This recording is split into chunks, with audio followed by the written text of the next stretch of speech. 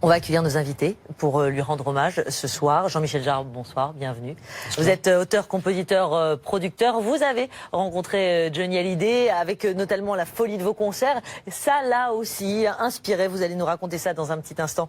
On se souvient de concerts extraordinaire de Johnny Hallyday. Vous, il y a eu bien sûr Houston, il y a eu bien sûr la Défense, il y a eu Moscou, il y a eu Pékin. Vous avez été le précurseur en la matière. Johnny Hallyday, ça a été évidemment la Tour Eiffel, le Stade de France. Et encore, je ne cite que cela, mais on pourra y revenir très largement. Et j'avais envie de vous entendre là-dessus parce que vous avez vraiment ça en commun. Vous l'avez un petit peu initié. Comment ça s'est passé? D'abord, moi, je voudrais dire que les gens qu'on aime, on pense toujours qu'ils sont éternels. Et en fait, ils le sont. Et je pense que bien après que les unes des journaux soient passées à autre chose, on continuera à ce que la tendresse qu'on a pour Johnny demeure intacte. Et je pense que ça, c'est assez rare. Parce que souvent, il y a un artiste, il y a quelqu'un, une célébrité, quelqu'un qui meurt, on en parle pendant une semaine, et puis finalement, ça s'efface. Je pense que dans le cas de Johnny, je suis absolument convaincu que la tendresse que nous avons tous pour lui, au-delà de la voix, au-delà de l'artiste, de l'être humain tout simplement, demeurera. Et c'est vrai que moi j'ai eu beaucoup de contacts avec Johnny à travers le temps, comme beaucoup, et c'était vraiment devenu quelqu'un de...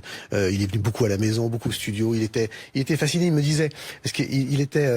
là on voit une photo, on était aux Victoires de la musique, pour notamment justement le concert de Houston, et lui je crois que pour une chanson de l'année, une de ses chansons de l'année.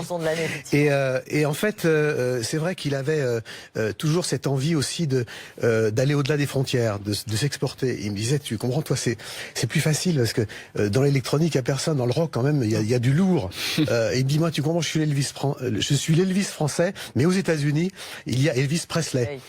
Donc, mais c'est quelqu'un qui a effectivement, mon agent, moi, de Los Angeles m'a appelé il y a 1 heure pour me dire qu'il avait vu justement la nouvelle à Los Angeles, aux États-Unis, et que c'est évidemment quelqu'un qui, au-delà des frontières, marque pas seulement le rock français, mais marque le pays. Le pays, bien entendu. Bien sûr. Il était très fier.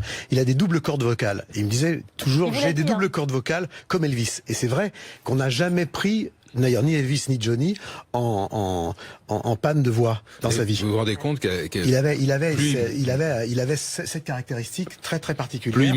Et c'est ce qui lui donnait cette voix claironnante dont Philippe parlait.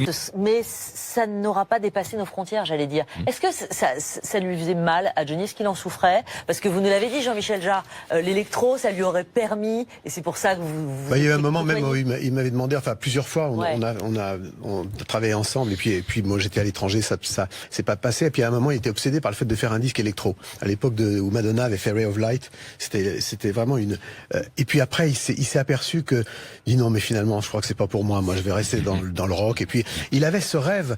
Il avait à la fois le rêve américain de Johnny. Il y a eu plusieurs périodes. Il y a eu la période du fantasme. Il y a eu la période du fait que il a réussi à s'installer aux États-Unis, et finalement, d'une certaine manière, il se disait, finalement, je suis un peu peinard, je suis un peu tranquille, parce que je peux sortir dans la rue, pas être, et finalement, c'était un peu une sorte de retraite, mais qui était une retraite, pas au sens de se retirer du boulot qu'il faisait, mais en même temps, une façon finalement de prendre respiration dans un univers qu'il adorait et qu'il aimait. Et puis les grandes balades en moto, tout ça. Quand on parle effectivement d'une chanson préférée, moi j'aurais envie de dire 100%, parce que au-delà de la chanson, il y a aussi le symbole, la tribu Hallyday, il y a le sens de la famille, l'émotion dans cette chanson, et puis l'émotion, et puis le très beau texte, et une très très belle chanson. Il y avait quand même une proximité, Jean-Michel Jarre, avec les gens, avec son public, parce que quoi? Parce qu'il avait une vraie sensibilité, Johnny Hallyday. Comment vous le décririez? Je pense que c'était aussi un caméléon. C'est-à-dire que c'était quelqu'un qui pouvait être rocker à un moment donné, extrêmement rocker.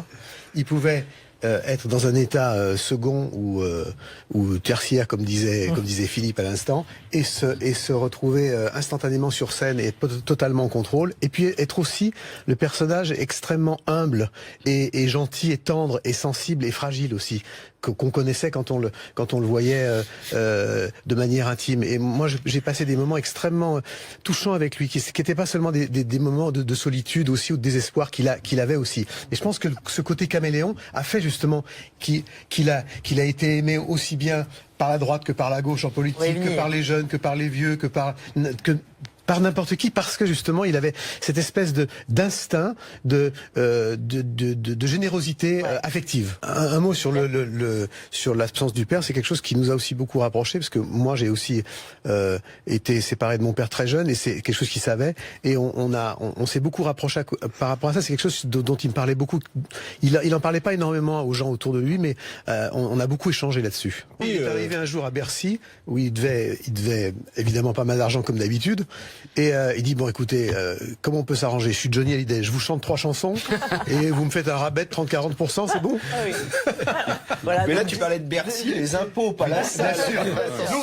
L'autre Bercy. Je pense que le fait que tout le monde se réunisse autour de Johnny aujourd'hui, à une époque où justement les gens sont inquiets, sont isolés. Je pense que Johnny, il a aussi cette vocation-là. C'est-à-dire le fait d'un seul coup que tout le monde peut se réunir autour de quelqu'un et autour d'un personnage qui fait l'unanimité et qui rassure d'une certaine manière. Et c'est drôle qu'un rocker qui commence sa vie rebelle, d'ailleurs, en général, la termine, si je puis dire, en rassurant, puisque c'est aussi la longévité qui fait que finalement il plaît à toutes les générations dans la même famille. Donc tout le monde se réunit autour de Johnny, il n'y a pas de discussion, quoi. Il n'y a pas de discussion.